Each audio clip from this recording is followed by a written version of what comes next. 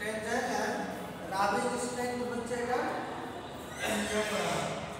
এখন যখন শেডিংটা এভাবে হচ্ছে মাঝখানে যখন ওয়েভ টাইমটা যাচ্ছে শাটল সহ তখন কি হচ্ছে তোমার ফ্রিকশন হচ্ছে ফ্রিকশন জাস্ট ফ্রিকশনের কারণে এবং যেহেতু প্রচুর পরিমাণে ফোর্স লাগে যখন সুতাগুলো জাস্ট হচ্ছে ঝাঁপের সাথে উপরে নিচে ওঠানামা করছে তখন সেই জায়গাতে আমাদের ভালোই স্ট্রেংথ লাগে মানে টেনশন করে সেই জায়গাতে জাস্ট হচ্ছে সুতার শক্তিটাও অনেক বেশি প্রয়োজন হয় আর এই শক্তি বৃদ্ধি করার জন্য সাইজিং ম্যাটেরিয়াল কোন সুতা দেওয়া হয় ওয়ার্ক আর এই সাইজিং ম্যাটেরিয়াল যখন গঠন করা হয় তখন নরমালি সারফেসটা অনেক শক্ত হয়ে যায় হাতের মার আছে না সাইজিং মানে মার জাতীয় যে মার দেখছো কখন হ্যাঁ মার এটা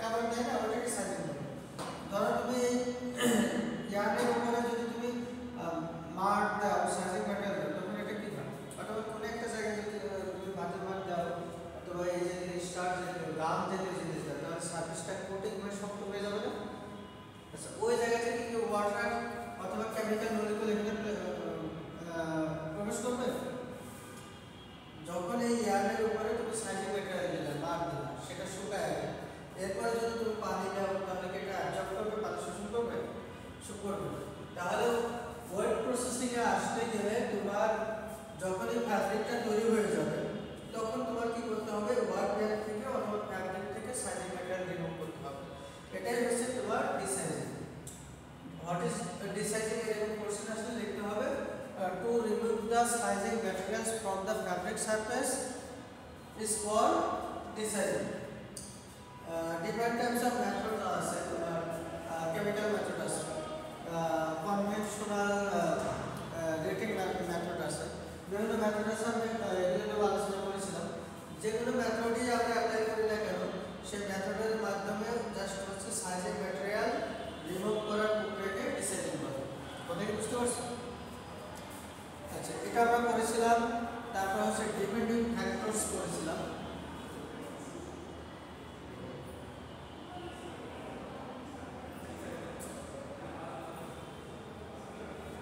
ডিসাইজিং কি বিষয়ের উপর ডিপেন্ড করে কি ফ্যাক্টরস এর উপর ডিপেন্ড করে সেটা আমরা বলেছিলাম যে এই যে ফ্যাব্রিকটা এই ফ্যাব্রিকে যে ওয়ার্ক এর উপর আমরা সাইজিং ম্যাটেরিয়াল অ্যাপ্লাই করেছি এদিকে দেখো যে সাইজিং ম্যাটেরিয়াল গুলো ওয়ার্ক এর উপর অ্যাপ্লাই করেছি সেই সাইজিং ম্যাটেরিয়াল গুলোর পরিমাণ কতটুকু আমরা অ্যাপ্লাই করেছি এটা কম বেশির উপর ডিপেন্ড করতেছে ডিসাইজিং প্রসেস কি পরিমাণ অ্যাপ্লাই হয়েছে এটার উপরে আরেকটা হচ্ছে কোন ধরনের সাইজিং ম্যাটেরিয়াল আমরা ইউজ করছি আমরা যদি যেমন এই যে হাতের মার এই জাতীয় জিনিস অথবা স্টার্স জাতীয় জিনিসগুলো অ্যাপ্লাই করি তাহলে খুব সহজে আমরা এটাকে রিমুভ করতে পারি যদি গাম জাতীয় জিনিস হয় তাহলে এটা আমরা খুব সহজে রিমুভ করতে পারি আবার যদি তোমার এই যে সিনথেটিক রেজিন জাতীয় জিনিস হয় সেগুলো আমরা খুব সহজে রিমুভ করতে পারি তাহলে রিমুভ করতে হলে কোন বিষয়গুলো মাথায় রাখতে হবে মানে ডিসাইড করতে গেলে কি পরিমাণ অ্যাপ্লাই হয়েছিল কোন টাইপের সাইজিং ম্যাটেরিয়াল অ্যাপ্লাই হয়েছিল এরপরে আসে ধরো তোমার ইয়ার্নের অথবা ফ্যাব্রিক কনস্ট্রাকশন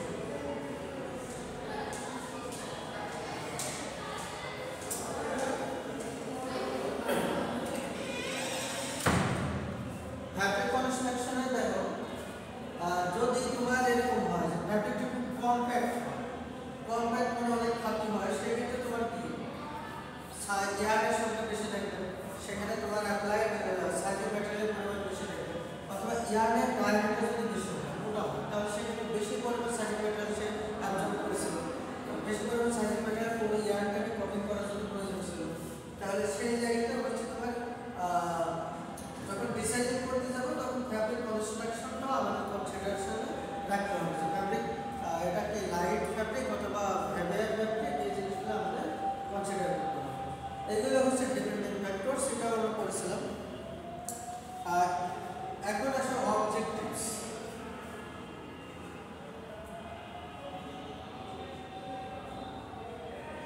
এতক্ষণ যা বললাম তাহলে এখান থেকে কি অবজেক্টিভস আমরা বলতে পারি অবজেক্টিভস কি কি হতে পারে কি রিমুভ করে? আমরা হচ্ছে ডিসাইজিং এর উদ্দেশ্যটা হচ্ছে তোমার মেইন উদ্দেশ্যটাই হচ্ছে সাইজিং ম্যাটেরিয়াল রিমুভ করা। আচ্ছা, সাইজিং ম্যাটেরিয়াল রিমুভ করে যখনই হচ্ছে এই ফ্যাব্রিক থেকে সাইজিং ম্যাটেরিয়াল রিমুভ করলো তখন কি হবে? রিমুভ করার কারণটা কেন রিমুভ? এটা কি বুঝতে পারছো? ডিসাইজিং এর মাধ্যমে সাইজিং ম্যাটেরিয়াল রিমুভ করা হয়। কেন করা হয়? কেন করাটা যদি তুমি একটু দেখো, জাস্ট হচ্ছে যখন এই যে সাইজিং ম্যাটেরিয়াল কোটিং করা থাকে সেটা রিমুভ করলে তোমার কি হয়? ওয়াটার অ্যাবজর্পশন বাড়ে। ওয়াটার অ্যাবজর্পশন বাড়ে, পানি শোষণ ক্ষমতা বাড়ে। আচ্ছা, ধরো এই ফ্যাব্রিকে তোমার কোটিং করা আছে সাইজিং ম্যাটেরিয়াল, তুমি ডিসাইজিং করো না, এইখানে যদি তুমি পানি দাও, পানি ড্রপ দাও, তাহলে কি হবে? তোমার ওই যে কুসুম পাতার উপরে যেমন পানি পড়লে যেরকম হয়, পানিটা কি অ্যাবজর্ব হয়? অনেকটা ওইরকম থাকে। তাহলে পানি যদি এই ফাইবার শোষণ না করে, ফ্যাব্রিক শোষণ না করে, তাহলে যখন আমরা ওয়েট প্রসেসিং এর বিভিন্ন প্রসেসে যাব, যখন ডাইকে যাব, তাহলে পানির সাথে তো ডাইস মলিকিউলগুলো ফাইবারের ভিতরে ঢুকবে। ওয়াটার মলিকিউলে যদি ফ্যাব্রিকের মধ্যে না ঢুকে, ফাইবারের মধ্যে না ঢুকে, তাহলে কি রং ঢুকবে? কালার মলিকিউল ঢুকবে? ঢুকবে। কারণ এই সারফেসটা হচ্ছে ওয়াটার রেজিস্ট্যান্স প্রপার্টি, অথবা তোমার কি বলে সাঁতার কাটার মতো জিনিস। আমব্রেলা ক্লথ আছে না, ওটা কি করে? পানি অ্যাবজর্ব করে না, পানি জাস্ট হচ্ছে ইয়া করে দেয়। তাহলে এই যে বিষয়টা, এই ওয়াটার অ্যাবজর্বেন্স যদি আমরা বাড়াইতে চাই, এটাই তো আসল উদ্দেশ্য। ডিসাইজিং আবার তো প্রয়োজনই ছিল না, যদি সেটা পানিতে করে এই সাইজিং করা ফ্যাব্রিক পানিতে খুব সহজে ভিজে যেত, ওয়েট হতো, অথবা তোমার কি বলে শোষণ করতে পারে। যেহেতু পানি শোষণ করতেছে না, সেই জন্য আমাদের ডিসাইজিং প্রয়োজন। আর ডিসাইজিং এর উদ্দেশ্য হচ্ছে সাইজিং ম্যাটেরিয়াল রিমুভ করবো। কিসের জন্য করবো? তোমার হচ্ছে ওয়াটার অ্যাবজর্পশন, পানি শোষণ ক্ষমতা বৃদ্ধি করবে। পাশাপাশি আরো অনেক ধরনের অবজেক্টিভস আছে, যেমন হচ্ছে তোমার কি বলে অ্যাফিনিটি বৃদ্ধি করা, ফ্যাব্রিকের সাথে টাইস কেমিক্যালের অ্যাফিনিটি বৃদ্ধি করা, তারপর হচ্ছে তোমার নেক্সট প্রসেসের জন্য কাপড়কে রেডি করা, নেক্সট যে ওয়েট প্রসেসিং প্রসেসগুলো আছে সেগুলোর জন্য রেডি করা। এটা আমরা করেছিলাম। তারপর আমরা দেখেছিলাম যে তোমার types of sizing material, types of sizing material. এটা আমি একটু আগে এখানে লিখেছি, যেমন স্টার্স জাতীয় আছে, তারপর আছে তোমার হচ্ছে গাম জাতীয় আছে, এরপর আছে তোমার প্রোটিন জাতীয় আছে, তারপর আছে তোমার হচ্ছে সিনথেটিক, এগুলো আমি একটু আগে লিখেছিলাম। এরপর আছে তোমার অ্যাডিটিভস আছে, স্টার্স হচ্ছে তোমার যেমন সাগু, তারপর হচ্ছে তোমার কর্ন, পটেটো, এরপর আছে তোমার গাম আছে লোকাস্ট, বিন গাম, তারপর হচ্ছে তোমার গাম থেকে গাম আছে, এরপর প্রোটিন আছে ব্লু গ্যালাটিন,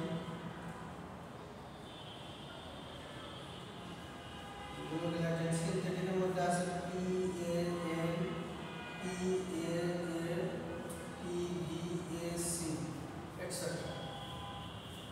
এগুলো হচ্ছে প্যান, কি বুঝো? Pan, PAN synthetic. তোমরা প্যানের নাম শোনো না? পলি অ্যাক্রাইল লোনাইট্রাইল। আর PA হচ্ছে পলি অ্যাসিটিক অ্যাসিড, অ্যাসিড। আর PBS হচ্ছে পলিভিনাইল অ্যাসিটেট, পলিভিনাইল অ্যাসিটেট। আচ্ছা, এগুলো আমরা লাস্ট ক্লাসে দেখেছিলাম। লেখা শেষ? ঠিক আছে, এগুলো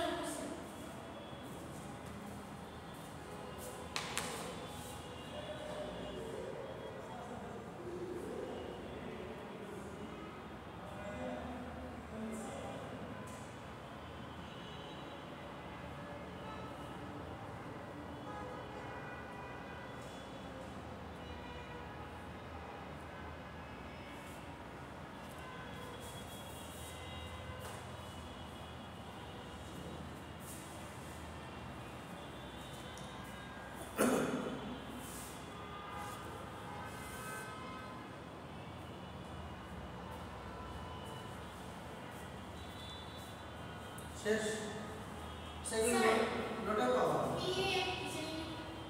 PAN polyacrylonitrile polyacrylonitrile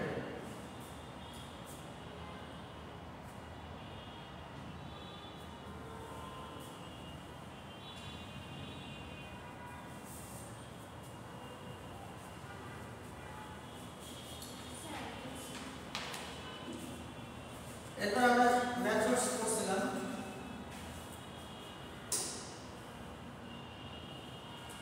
মেথডসগুলো ছিল তোমার হচ্ছে দুই ধরনের একটা ছিল তোমার হাইড্রোলাইটিক আর একটা হচ্ছে তোমার অক্সিডেটিভ হাইড্রোলাইটিক মানে বুঝতেছো যে পানি সহজে ঠিক আছে পানির সাথে একদম পিওর ওয়াটার বলতে পারো অথবা তোমার অ্যাসিড অ্যালকালি দিয়েও করা যেতে পারে অ্যাসিড অ্যালকালি এনজাইম এগুলো আর অক্সিডেটিভ হচ্ছে জাস্ট অক্সিডেশন এটা হচ্ছে ক্লোরাইড আর হচ্ছে তোমার ব্রোমাইড আর হাইড্রোলাইটিকের মধ্যে ছিল তোমার রড স্টিপিং অ্যাসিড স্টিপিং অ্যালকালি স্টিপিং আর সবচেয়ে ইম্পর্টেন্ট যেটা সেটা হচ্ছে এনজাইমেটিক রিসার্চ এগুলো জাস্ট লাস্ট ক্লাসে পড়েছে আমি জাস্ট হালকা একটু ব্যাখ্যা করব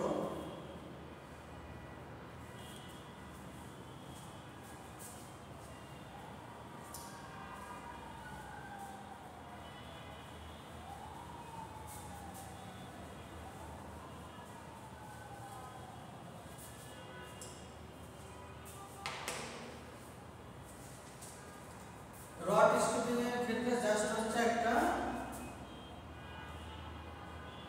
সিম্পল ট্যাঙ্ক নেওয়া হয় বাদ নেওয়া হয় যেখানে হচ্ছে কি করা হয় শুধু পানি নেওয়া হয় এটা rot steeping is oldest designing process to remove the sizing material from the fabric woven fabric আর এখানে কোনো ধরনের কেমিক্যাল ইউজ করা হয় না this is the oldest and conventional process আর এটার ক্ষেত্রে জাস্ট হচ্ছে টেম্পারেচারটা মেইনটেইন করতে হয় তোমার কি বলে 60 থেকে 40 থেকে 60 ডিগ্রি সেন্টিগ্রেড টেম্পারেচার মেইনটেইন করতে হয়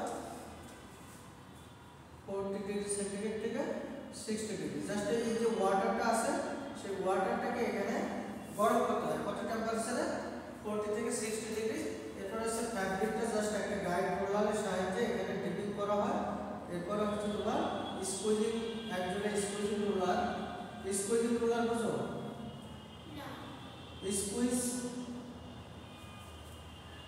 স্কুইজ করা মানে চিপানো নিংড়ানো আমরা যে কাপড় ধোয়ার পরে যে স্কুইজ করি এটাকে নিংড়ানো বলে চিপানো বলে এটা হচ্ছে তোমার guide roller fabric guide roller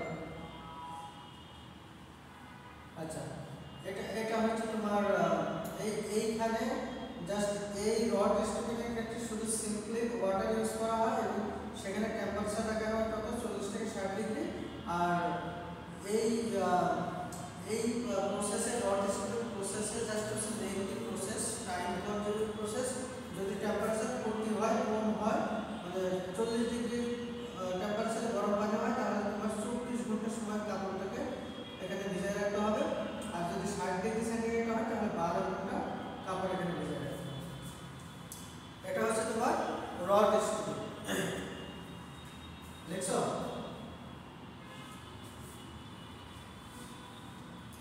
আর এটা হচ্ছে অ্যাডভান্টেজেস যদি বলি রড স্টিপিং এর অ্যাডভান্টেজেস হচ্ছে তোমার এখানে কোনো কেমিক্যাল ইউজ করা হচ্ছে না কেমিক্যালের এক্সট্রা কস্ট নাই আর যদি ডিসঅ্যাডভান্টেজের কথা বলি তাহলে সেক্ষেত্রে হচ্ছে এখানে তোমার প্রচুর পরিমাণ সময় লাগে প্রোডাকশন রেট অনেক কম অনেক টাইম কনজিউমিং প্রসেস আর এটা হচ্ছে তোমার খুব বেশি পরিমাণ ডিসাইজিং হয় না তোমরা বাসা বাড়িতে অনেক সময় কি করে গামছা লুঙ্গি শাড়ি মার দেওয়া সেগুলো কিনে নিয়ে আসার পর কি করে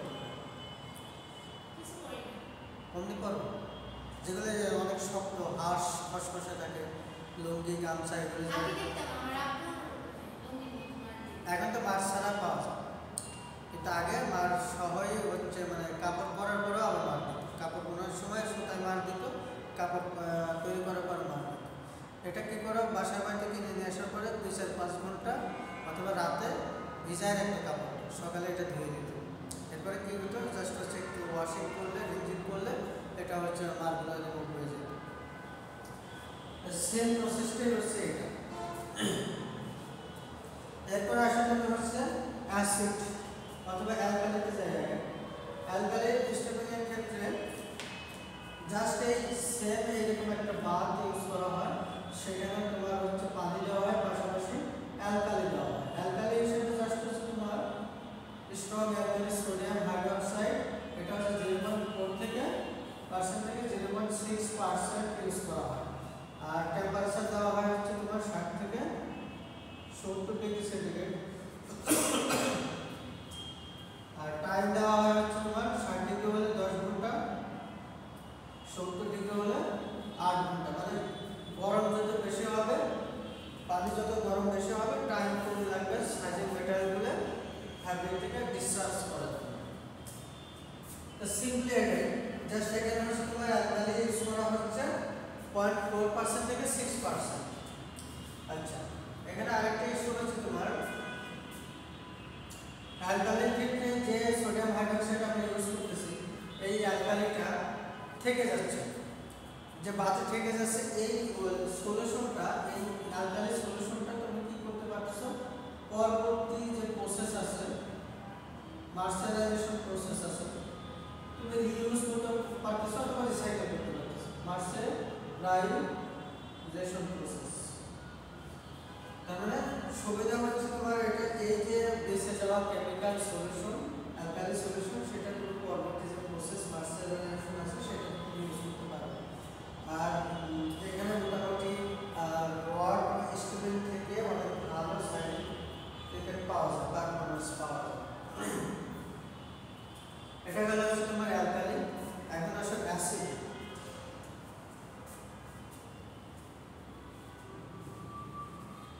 অ্যাসিডের ক্ষেত্রে আমরা জাস্ট হচ্ছে ডাইলুট হাইড্রোক্লোরিক অথবা সালফারিক অ্যাসিড আমরা ইউজ করব।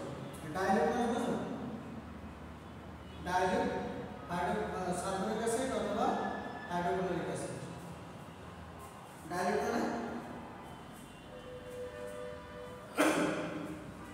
মানে বুঝো, ডাইলুট হচ্ছে কি লঘু, মানে স্ট্রং অ্যাসিড না, মানে অ্যাসিডকে জাস্ট পানি দিয়ে মানে তার শক্তি হয়ে যাবে, এরকম অ্যাসিড আমরা ইউজ করবো। কত পার্সেন্ট? 0.5% থেকে 1% ইউজ করবো। টেম্পারেচার দেবো 40 ডিগ্রি সেন্টিগ্রেড থেকে 60 ডিগ্রি সেন্টিগ্রেড। টাইম দেওয়া হচ্ছে তোমার 40 হলে তোমার হচ্ছে 6 ঘন্টা, আর 60 ডিগ্রি হলে হচ্ছে 4 ঘন্টা। এই সময়টা জাস্ট এই বাথের মধ্যে ফ্যাব্রিকটাকে সকিং করে রাখবো অথবা তোমার কি বলে ডুবিয়ে রাখবো। এরপরে জাস্ট ফ্যাব্রিকটাকে স্কুইজ করে স্কুইজার রোলার চিপে ড্রাই করা অথবা নেক্সট প্রসেসের জন্য নিয়ে দেওয়া। এখানে তোমার অ্যাসিডের ক্ষেত্রে আগের যে দুটো করলাম রড এবং অ্যালকালি, তার থেকে এখানে সাইজিং ডিসাইজিং পারফরম্যান্স অনেক বেশি পাওয়া যায় অথবা সাইজিং ম্যাটেরিয়াল রিমুভের পার্সেন্টেজ ভালো পাওয়া যায়, কিন্তু এখানে একটা রিস্ক আছে। অ্যাসিড স্টিপিংয়ের ক্ষেত্রে রিস্ক হচ্ছে অ্যাসিডে সেলুলোজিক ফাইবার হাইড্রোলাইসিস হয়, ডিগ্রেড হয়। যদি স্ট্রং অ্যাসিড হয় তাহলে সেক্ষেত্রে কি হয়, সেলুলোজ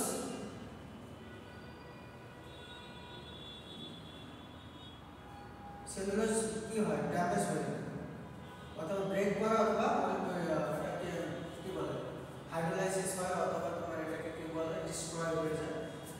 এই জন্য হচ্ছে রিস্কের বিষয়টা অবশ্যই মাথায় রাখতে হবে। অ্যাসিড ডিসাইজেন করার পরে ফ্যাব্রিকটাকে নিউট্রালাইজেশন করে দেবে যাতে আপনার অ্যাসিড ফ্যাব্রিকে এক্সিস্ট না করে।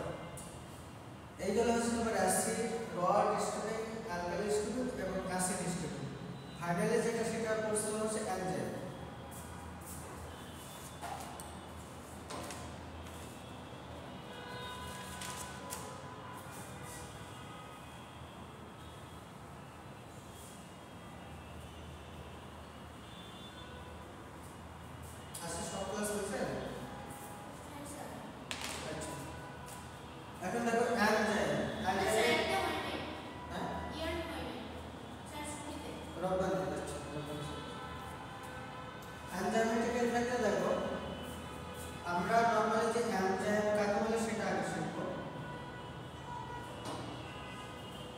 What is enzyme?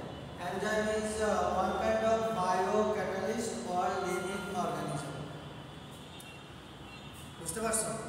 বায়োক্যাটালিস্ট, ক্যাটালিস্ট জানো, কেমিক্যাল ক্যাটালিস্টগুলো আছে যেগুলো হচ্ছে কোনো একটা রিয়াকশনকে প্রভাবিত করে, ত্বরান্বিত করে। আর যদি তুমি বায়োক্যাটালিস্টের কথা বলো তাহলে এটা কোনো কেমিক্যাল ক্যাটালিস্ট না, এটা একটা বায়ো জীব, লিভিং অর্গানিজম, মানে হচ্ছে জীবন্ত অণুজীব। যদি তুমি দেখো রান্না করতেছে, ভাতটা রেখে দাও, রান্না করে 1-2 দিন রেখে দাও, ওইটা ভাতটা কি হয়? ভাত রান্না করবে, রান্না করে 2 দিন এমনি রেখে দিলে, মানে তুমি এমনি রেখে দিছো, এই নর্মাল অ্যাটমসফিয়ারিক কন্ডিশনে রেখে দিছো, কি হবে ভাত?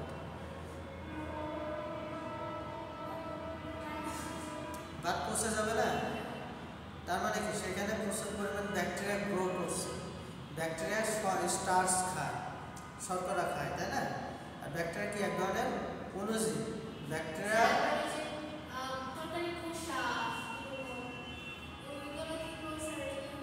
হ্যাঁ, ওটা তো তোমার সরকারের যে কোনো জিনিস তুমি যদি রেখে দাও, সেখানে 1-2 দিন পর অটোমেটিক্যালি জাস্ট অ্যাম্বিয়েন্ট কন্ডিশনে, জাস্ট যদি প্রপার কন্ডিশন পায়, ব্যাকটেরিয়া নিজে নিজে গ্রো করে, জন্ম নেয়, তাই না? এবং সেটা কি করে, জাস্ট হচ্ছে স্টার্চ এগুলো খায়, ব্যাকটেরিয়া খেয়ে একদম পচায় ফেলে, তাই না? আচ্ছা, এই জন্য আমি বলতেছি ব্যাকটেরিয়া ওয়ান কাইন্ড অফ জীব, অণুজীব।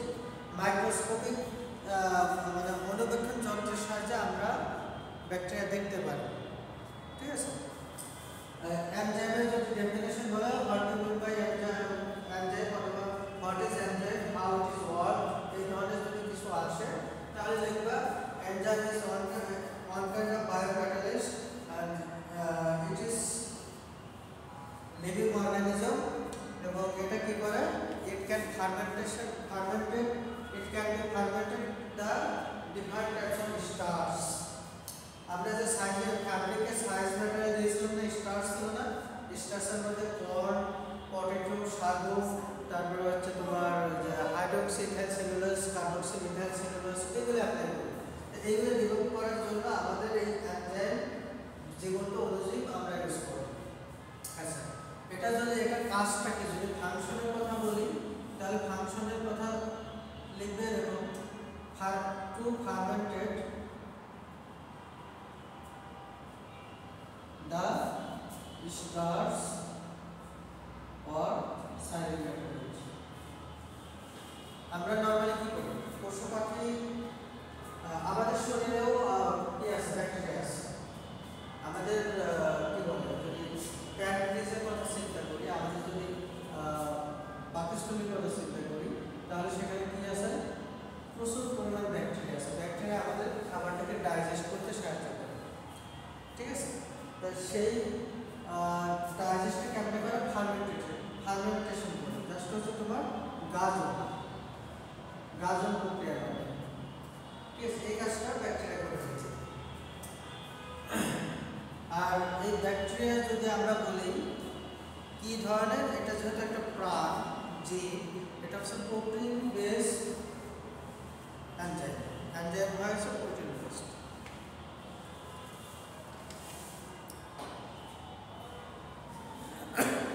এখন আসলে টাইপস অফ এনজাইম, এটা আমরা পড়েছিলাম।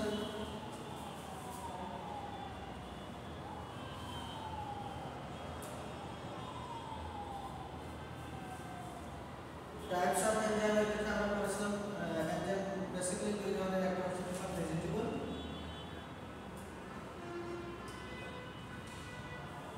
আর একটা ছিল তোমার হচ্ছে প্যানক্রিয়েটিক। ভেজিটেবল কোন আবার দুই রূপের, একটা হচ্ছে মল্ট এক্সট্রাক্ট, আর একটা ছিল কি ব্যাকটেরিয়া।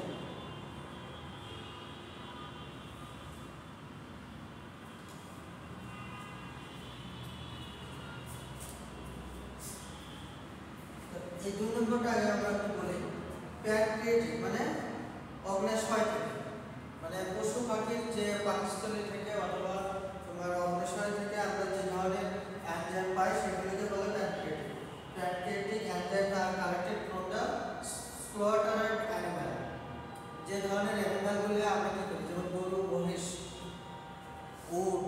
ছাগল এগুলো আমরা কি করি, জবাই করি না, স্লটার্ড অ্যানিম্যাল। সেক্ষেত্রে এই ধরনের পানির অগ্নাশয় থেকে প্যানক্রিয়াস থেকে আমরা যে ধরনের ব্যাকটেরিয়া পাই, এনজাইম পাই, সেগুলিকে আমরা বলি প্যানক্রিয়াটিক এনজাইম। আর ভেজিটেবল এনজাইম যেগুলো হচ্ছে বিভিন্ন ধরনের ওই যে স্টার্চ বললাম, বিভিন্ন ধরনের শস্য থেকে, যেমন রাইস থেকে পাই, রাইস ভাত ফার্মেন্টেশন করে পাই। তারপর তোমার হচ্ছে গম আছে, ভুট্টা আছে, তারপর সাবু আছে, এগুলো জাস্ট ফার্মেন্টেশন করে আমরা ব্যাকটেরিয়া এনজাইম পাই। হ্যাঁ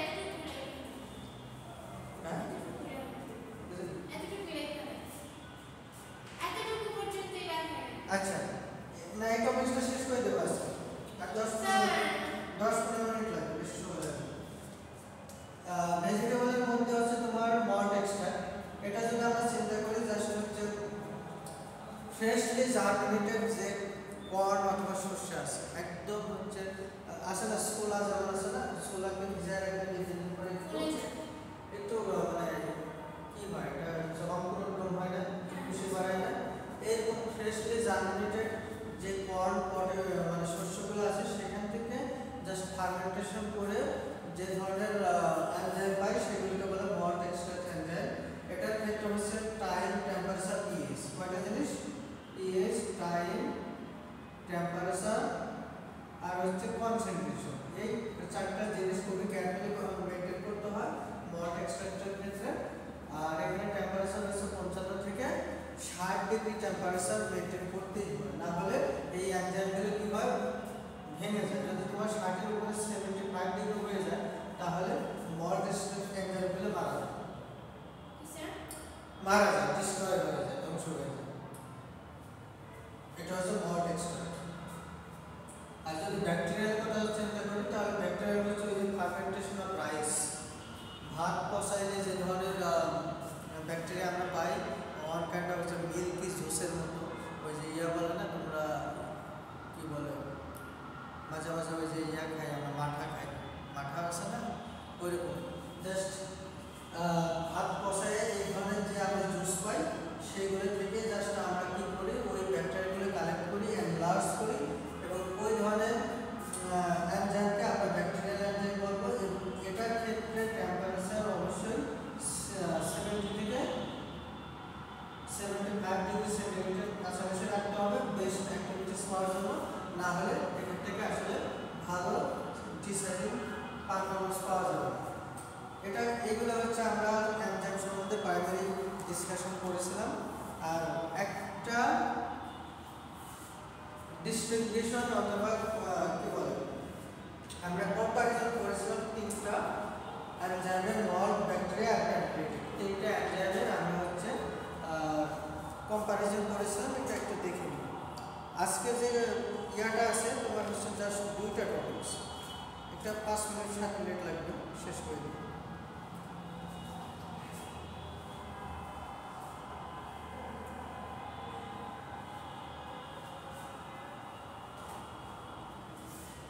তোমাদের আর বড় জোর 3 সপ্তাহ ক্লাস হবে, 3-4 সপ্তাহ।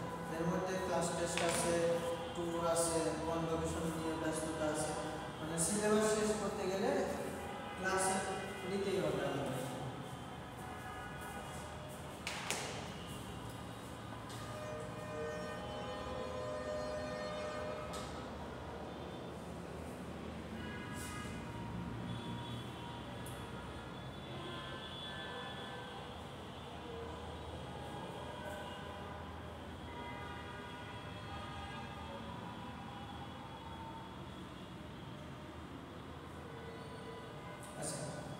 অক্সিডেটিভ ডিসাইডিংয়ের মধ্যে মেথডের মধ্যে আমরা পড়ছিলাম, আগে পড়ছিলাম ক্লোরিন, ব্রোমাইড আর ক্লোরাইড, তিনটা মেথড আছে। তার মধ্যে ক্লোরিন ডিসাইডিংয়ের কথা যদি চিন্তা করি, জাস্ট এরকম একটা এরপরে আছে স্কাউরিং,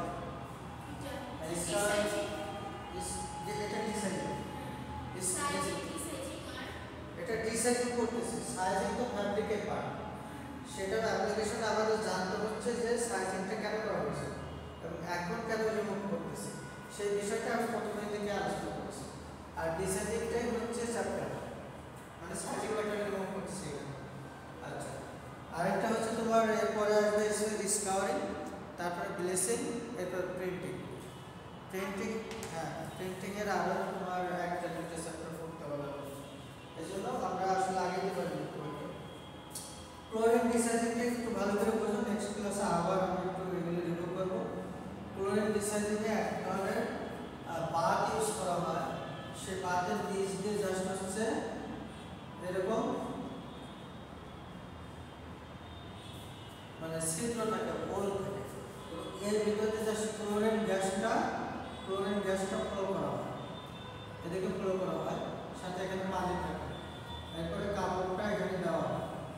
জাস্ট এই জায়গাতে যে গ্রে ফ্যাব্রিকটা আমরা ইউজ করবো, জাস্ট রুম থেকে তার থেকে ফ্যাব্রিকটা নিয়ে এসে সরাসরি আমরা কি করব, এই চেম্বারে দেব একটা স্পেশাল ডিজাইন করা চেম্বার, যে চেম্বারের বটম থেকে নিচ দিয়ে জাস্ট হচ্ছে ক্লোরিন গ্যাস ফ্লো করার ব্যবস্থা থাকে, এবং এইখানে তোমার হচ্ছে ওয়াটার থাকে। ফ্যাব্রিকটা যখন পানিতে ডুবানো হয় তখন এইখানে ক্লোরিনের সাথে পানি বিক্রিয়া হয়ে hydrogen chloride, hydrochloric acid produce হয়, এবং পাশাপাশি হচ্ছে জার্মান অক্সিজেন তৈরি হয়। এটাকে বলে ন্যাসেন্ট অক্সিজেন। এটা হচ্ছে হাইলি রিঅ্যাক্টিভ ন্যাসেন্ট অথবা জার্মান অক্সিজেন, যেটা হচ্ছে হাইলি রিঅ্যাক্টিভ। এরপরে যখন ক্লোরিন গ্যাসটা দিলা এই বাতার মধ্যে পানির সাথে বিক্রিয়া করে জার্মান অথবা ন্যাসেন্ট অক্সিজেন প্রডিউস করলো, সেই ন্যাসেন্ট অক্সিজেন তখন কি করে কাপড়ের সাথে যে স্টার্চ আছে, তুমি যে মারটা দিয়েছিলা সাইডিং করেছিলা, সেই মারের সাথে সে রিঅ্যাকশন করে জাস্ট হচ্ছে মারকে ফ্যাব্রিক থেকে সেপারেট করে। এটা হচ্ছে অক্সিডেশন প্রসেস। কি প্রসেস? অক্সিডেশন, জারণ প্রক্রিয়া করে। কি? জারণ প্রক্রিয়া করে। এই কাজটা হচ্ছে তোমার ক্লোরিন ডিসাইজিং প্রসেসের মাধ্যমে। তবে এখানে অবশ্যই তোমার মাথায় রাখতে হবে ক্লোরিন গ্যাসটা যাতে কাপড়ে পরবর্তীতে না থাকে, এটা কেয়ারফুলি ওয়াশ করতে হবে। এরপর আসলে ব্রোমাইড ডিসাইজিং, এটা হচ্ছে খুব সুন্দর একটা ডিসাইজিং প্রসেস। জাস্ট হচ্ছে ব্রোমিক অ্যাসিডের ব্রোমাস অ্যাসিড HBrO, এই ব্রোমাইড ডিসাইজিং হচ্ছে, ব্রোমাইডটা হচ্ছে সল্ট অফ ব্রোমাস অ্যাসিড, এবং এটা জাস্ট হচ্ছে তোমার ব্রোমাইড কি করে, জাস্ট হচ্ছে ফ্যাব্রিকে যে স্টার্চ কোটিং করা থাকে অথবা মার থাকে, সেটাকে জাস্ট আঘাত করে তার ফ্যাব্রিকের সাথে যে ধরনের বন্ডে লেগে থাকে সেটাকে ব্রেক করে দেয়, ফ্যাব্রিক থেকে মারগুলোকে সেপারেট করে দেয়। আর এটার জন্য জাস্ট হচ্ছে একটা রেসিপি মেনটেন করতে হয়, যেমন হচ্ছে পিএইচ রাখতে হয়, হচ্ছে পিএইচ তো বোঝো 10 থেকে 10.5, অ্যালকালাইন মিডিয়াম রাখতে হয়, আর এই ব্রোমাস অ্যাসিড ইউজ করতে হয় তোমার 1 থেকে 2 গ্রাম পার লিটার। টাইম হচ্ছে তোমার রুম টেম্পারেচার ইউজ করতে হয় 30 থেকে 40 মিনিট পর্যন্ত প্রসেস করলেই তোমার সাইজের ম্যাটেরিয়াল ফ্যাব্রিক থেকে সেপারেট হয়ে যাবে। লাস্ট যেটা আছে সেটা হচ্ছে তোমার ক্লোরাইডের ক্ষেত্রে সোডিয়াম ক্লোরাইড ইউজ করা হয়, সেটা হচ্ছে NaClO2। এটা হচ্ছে সোডিয়াম ক্লোরাইড ইউজ করা হয়, এটা একটা রেসিপি দেওয়া আছে, জাস্ট 3 গ্রাম পার লিটার এই পানিতে ইউজ করা হয়। আর বাফার সলিউশন মানে এখানে অ্যাসিড ইউজ করতে হয়। এখানে পিএইচ থাকে হচ্ছে তোমার, এটা ক্ষেত্রে পিএইচ থাকে হচ্ছে 4 থেকে 5, তার মানে কি অ্যাসিডিক কন্ডিশন, অ্যাসিড অ্যাপ্লাই করতে হবে। এই বাতার মধ্যে তুমি যখন ক্লোরাইড ইউজ করবা, সোডিয়াম ক্লোরাইড, তখন এই বাতার মধ্যে পানির সাথে অ্যাসিড দিতে হবে, পিএইচ রাখতে হবে 4 থেকে 5। অ্যাসিড অ্যাড করলেই পিএইচ 7 এর নিচে থাকবে। আর ব্রোমাইডের ক্ষেত্রে পিএইচ থাকে 10 থেকে 11, তার মানে কি এটার ক্ষেত্রে এই বাতার মধ্যে অ্যালকালি ইউজ করতে হবে, সোডিয়াম হাইড্রোক্সাইড অথবা সোডিয়াম কার্বনেট। এখানেও টাইম লাগে একটু বেশি, টেম্পারেচার 80 ডিগ্রি, টাইম আছে 3 ঘন্টা। এটা খুব স্লো মানে দ্রুত আমি পড়াইলাম। নেক্সট ক্লাসে আবার এখান থেকে শুরু করব। হ্যাঁ বলুন। ক্লাস আছে না আবার শুক্রবারে? তুমি কি শুক্রবারে আগে আসবা? আচ্ছা, ধরো এই একটা পেজ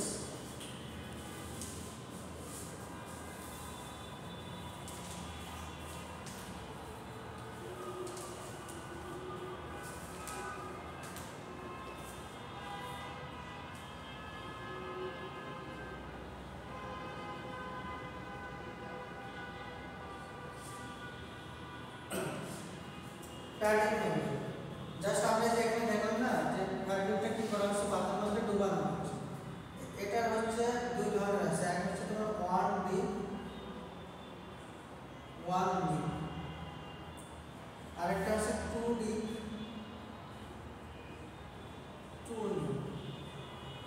নিপিং মানে হচ্ছে গ্রিপ করা ধরা আর ডিপ মানে ডুবানো জাস্ট হচ্ছে এটার কথা যদি আমরা চিন্তা করি তাহলে এরকম বাঁধার মধ্যে ফ্যাব্রিকটা এভাবে আসলো আর সে একবারে সলিউশনের মধ্যে ডুবলো তারপর আবার উঠে চলে গেলে এখানে স্কুইজ করে ফ্যাব্রিকটাকে স্টোর করে দেওয়া হলো এটা হচ্ছে তোমার 1D একবার ডুবলো একবার নিবে জাস্ট এভাবে গ্রিপ করে স্কুইজ করে দিয়ে দেওয়া হলো আর 2D এর ক্ষেত্রে জাস্ট পাত্রের মধ্যে ফ্যাব্রিকটা আসলো এরপরে হচ্ছে জাস্ট এখানে একবার ডুবলো সলিউশনের মধ্যে ডুবানোর পর সকিং করা হলো দেন এটা আবার উঠানো হলো উঠানোর পর এখানে একটা হালকা স্কুইজিং হলো মানে স্কুইজিং না জাস্ট এখানে প্রেসার দেওয়া হলো জাস্ট কেমিক্যালটা জাস্ট ফ্যাব্রিকের সাথে ভালোভাবে লাগে এরপর আবার এখানে কি করা হয় ডুবানো হয় সলিউশনের মধ্যে এরপর আবার ফাইনালি স্কুইজিং করে এটাকে স্টোরে দিয়ে দেওয়া হয় এটা কি দুইবার ডুবলো না 2D ডিপ হলো না দুইবার এটা স্কুইজ করা হলো না আর দুইবার এখানে ডুবানো হলো না এটা হচ্ছে 2D ডিপ প্রসেস আচ্ছা আরেকটা আছে না এটা যাও তাহলে নেক্সট ক্লাসে পড়ে এটা একটু বোঝাইতে হবে জাস্ট আইডেন্টিফিকেশন টেস্ট যে ফ্যাব্রিকটা তুমি ডিজাইন করলা সেই ডিজাইনটা ঠিক মতো হলো কিনা সেটা আইডেন্টিফাই করতে হবে তোমার সেই আইডেন্টিফিকেশন টেস্টের মাধ্যমে কেমিক্যাল আছে পটাশিয়াম আয়োডাইড আর হচ্ছে তোমার সালফিউরিক অ্যাসিড টেস্টও আছে ওয়েটও আছে আর পারফ্লোরিক অ্যাসিড টেস্ট এই টেস্টগুলো হচ্ছে আমরা জাস্ট ডিসাইডিংটা ঠিক মতো হলো কিনা সেটা আইডেন্টিফাই করার জন্য আমাদের তিনটা আইডেন্টিফিকেশন টেস্ট আছে আমরা নেক্সট ক্লাসে এটা থেকে শুরু করে আর ও ডিসাইডিংয়ে তোমার নেক্সট ক্লাসে আমরা শেষ করতে পারবো স্যার বলো ইয়া